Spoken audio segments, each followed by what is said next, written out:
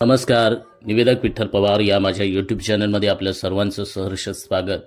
10 डिसेंबर मानवी हक्क दिन.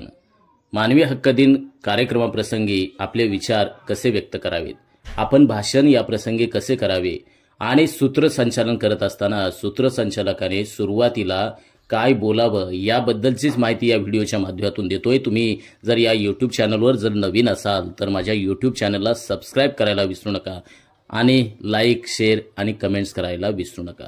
तर चला तर पाहूया मानवी हक्क दिनाच्या कार्यक्रमाचं भाषण, सूत्रसंचालन.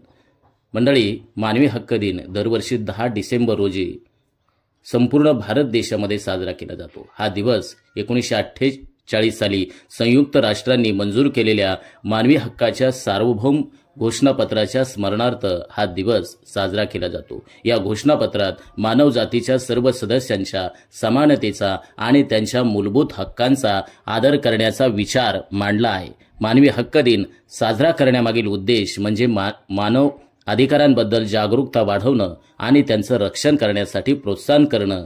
या दिवशी विविध कार्यक्रम, चर्चासत्र आणि मोहीम आयोजित केल्या जातात. स्वातंत्र्य, समता, सुरक्षा आणि समान हे मानवाचे मूलभूत हक्क या घोषणापत्रात नमूद केले आहेत. जगभरात अनेक ठिकाणी अजूनही मानवी हक्काचं उल्लंघन होत असल्यानं या दिवशी त्या प्रश्नांवरती व्यापक स्वरूपात चर्चा होत असते.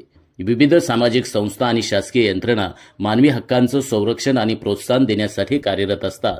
शिक्षण, रोजगार आणि आरोग्य यासारख्या क्षेत्रात सर्व नागरिकांना समान हक्क मिळणं हे अगदी महत्त्वाचं आहे. मानवी हक्क दिन आपल्याला सर्व मानवांचे अधिकार आणि कर्तव्य यांची आठवण करून देतो आणि आपल्या सर्वांना एकत्रित आणण्याचा हा दिवस म्हणजे मानवी हक्क दिन.